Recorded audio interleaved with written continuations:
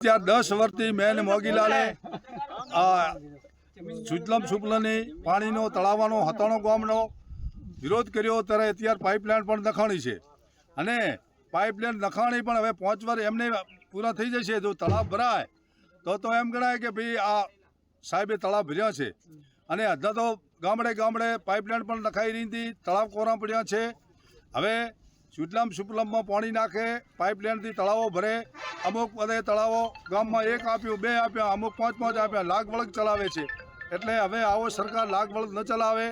આ પાઇપોના તાયફા કરવાને બદલે સુજલામ સુફલામ નહેરમાં પાણી નાખવામાં આવે. ડેમ અત્યારે 100% ભરાયેલો છે. સરદાર સરોવર ડેમ, પાણીની કોઈ કમી નથી, પાણીની કોઈ અછત નથી, પણ આ લોકોને પાણી આપવાની નીતિ નથી. ખોટું પાણી અત્યારે રણમાં વહી જાય છે, એના બદલે ખેડૂતોને આપે, એના માટેની અમારી આ માગણી છે.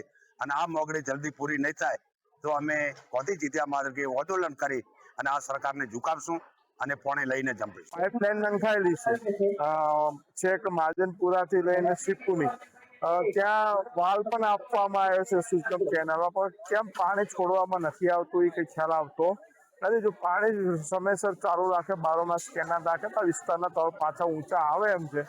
અને સરકારને ખેડૂતો પ્રત્યે લાગણી કે ઉદ્યોગો માટે જો પાણી જોઈતું હોય તો સરકાર 24 કલાક આપે, પણ ખેડૂતોને પાણી જોઈએ છે નથી આપતી. એના વિરોધમાં આજે અમે અહીંયા અમને સદબુદ્ધિ મળે અને કમિશનોના ધંધા બંધ કરે, હપ્તાખોરીના ધંધા બંધ કરે અને ખેડૂતોનું સારું થાય, ખેડૂતોના ખેતરમાં પાણી મળે, ખેડૂતોના ભૂગર્ભ જળ સમૃદ્ધ થાય, ખેડૂત સમૃદ્ધ થાય, એના માટે વિચારતા થાય.